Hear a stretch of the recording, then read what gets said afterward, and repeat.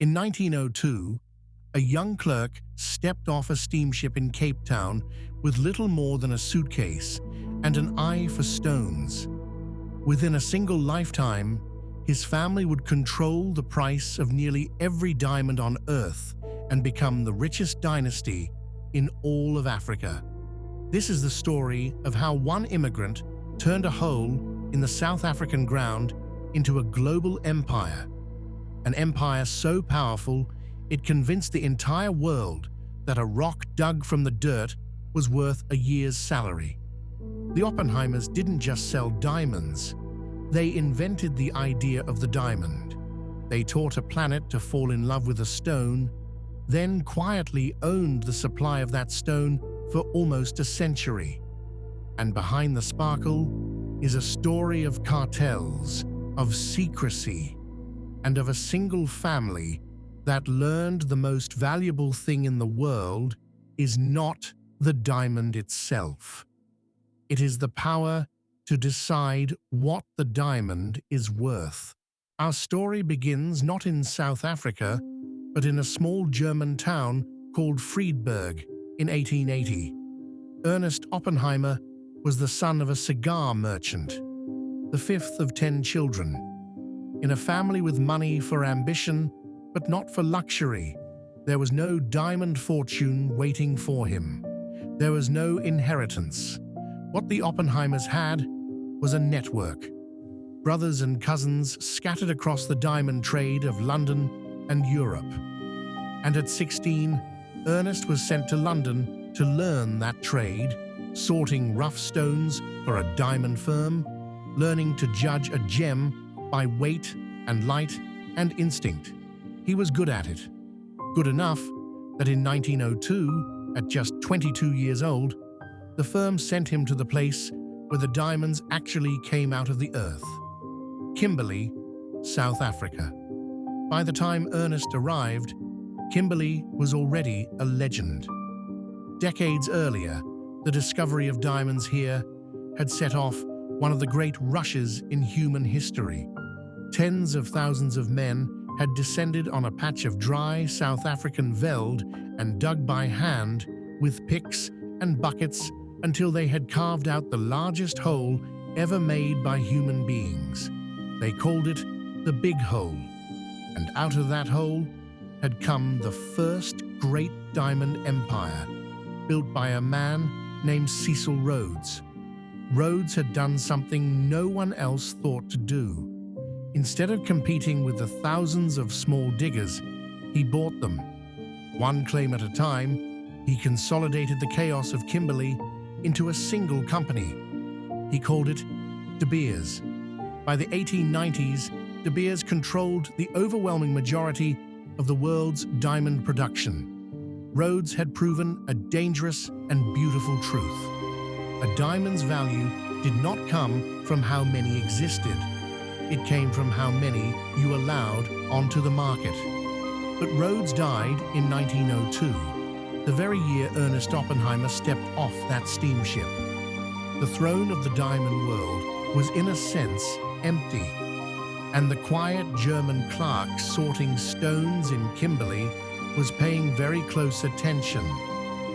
Ernest spent the next 15 years learning everything. He learned the mines. He learned the buyers. He even became mayor of Kimberley. But he understood that to truly control diamonds, he could not simply work inside someone else's empire. He had to build his own. In 1917, in the middle of a world war, Ernest Oppenheimer founded a new company.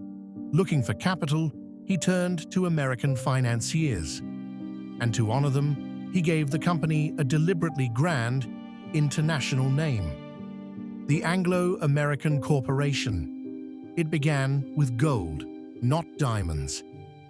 Rich seams on the gold fields east of Johannesburg. But gold was only the foundation. Ernest had a far larger target in mind. He had spent a lifetime studying the one company that ruled the thing he understood best.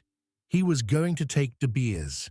To understand what Ernest Oppenheimer built next, You have to understand the problem at the heart of the diamond business, a problem that had haunted it from the very beginning. Diamonds are not actually rare. That is the secret the entire industry is built on, hiding. By the early 20th century, vast new diamond deposits were being discovered in Southwest Africa, in the Congo, in places where stones could practically be picked up off the ground. Left unchecked, this flood would do to diamonds what it does to anything common. It would make them cheap. It would make them ordinary. Ernest's genius was to see the flood not as a threat, but as something to be captured. Through the 1920s, he moved relentlessly, buying up the new African diamond fields, taking control of the supply before it could ever reach the market. And by 1929, after years of maneuvering, he achieved the thing he had been building toward since the day he arrived in Kimberley. Ernest Oppenheimer became chairman of De Beers. He now controlled both the great mines and the company that sold their stones. And he used that control to build one of the most successful monopolies the modern world has ever seen. The system had a name: the Central Selling Organization. The idea was simple and ruthless. Nearly every diamond mined anywhere on Earth, whether the producer wanted it or not, would flow through De Beers in London. There, the stones would be sorted, valued, and sold in tightly controlled batches to a small, hand-picked group of buyers. If the world economy was weak, De Beers would simply hold diamonds back, lock them in vaults, keep them off the market entirely so that prices never fell. When demand returned, the diamonds would reappear. The supply of the world's most romantic object was being managed like a tap, opened and closed from a single office in London. For decades, it worked almost perfectly.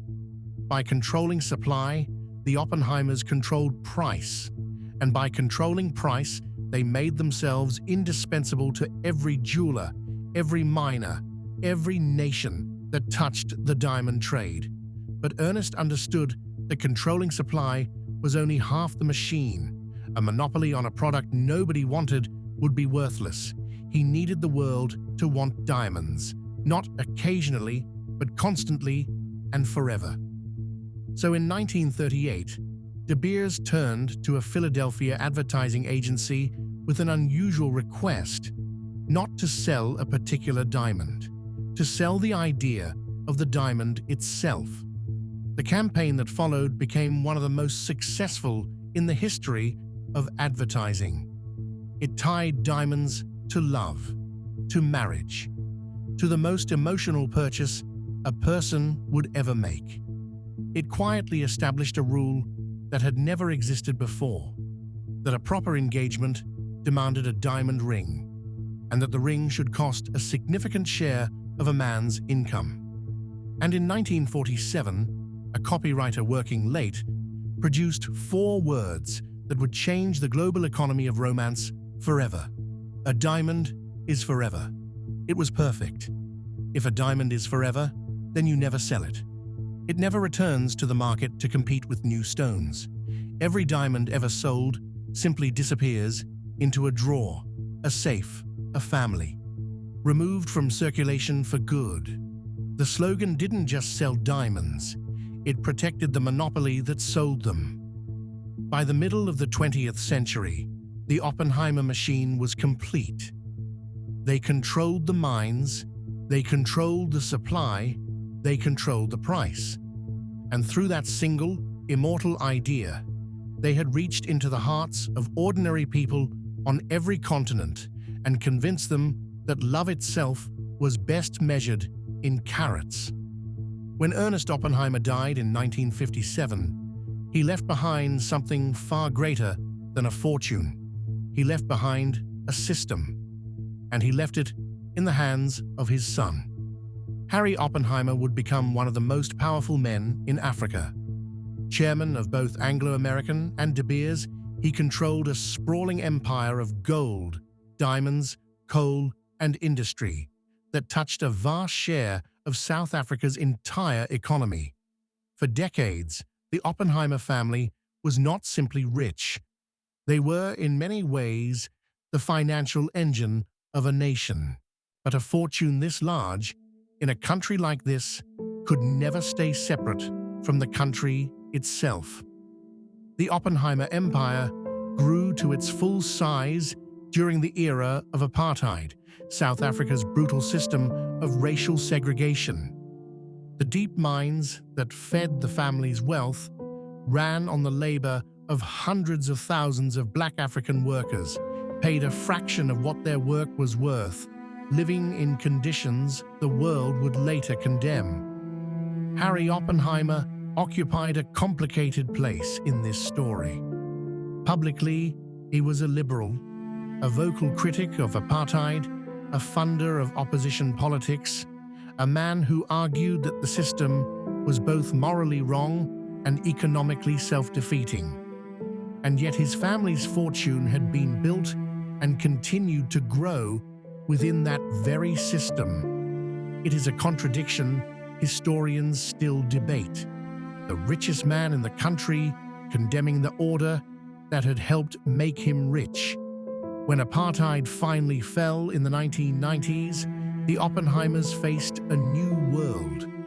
The old monopoly was cracking too. New diamond producers in Russia, in Canada, in Australia, no longer wanted to funnel their stones through London.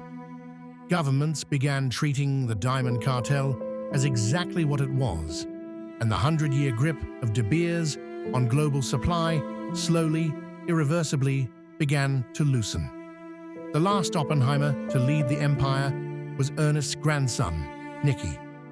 A quiet, private man, he inherited a dynasty that no longer ruled the diamond world the way it once had. The age of the monopoly was ending, and so Nicky Oppenheimer made a decision his grandfather could never have imagined. In 2011, after nearly 85 years of family control, the Oppenheimers agreed to sell their entire 40% stake in De Beers, the company at the very heart of their fortune, to Anglo-American. The price was $5.1 billion. The family that had taught the world a diamond is forever had let go of the diamond itself. It would be easy to read that sale as an ending. It was not. The Oppenheimers walked away from De Beers with billions in cash and a freedom most dynasties never get. The freedom to stop defending an empire and simply enjoy a fortune. Today, the family is worth more than $10 billion, among the wealthiest in all of Africa. Their interests have scattered into private investment, into aviation, into one of the largest private conservation efforts on the continent, where they have returned vast stretches of land to the wild. A family that made its name pulling stones out of the deepest holes on Earth now spends part of its fortune giving the land back. But the deepest mark the Oppenheimers left isn't measured in dollars. Look at almost any engagement, anywhere in the world, and you are looking at their true monument. The belief that love must be sealed with a diamond did not come from nature. It did not come from tradition. It came from a strategy written in an office to protect a fortune. One immigrant stepped off a steamship in 1902 with an eye for stones, and he left behind something far more valuable than any diamond. He left behind the idea of one.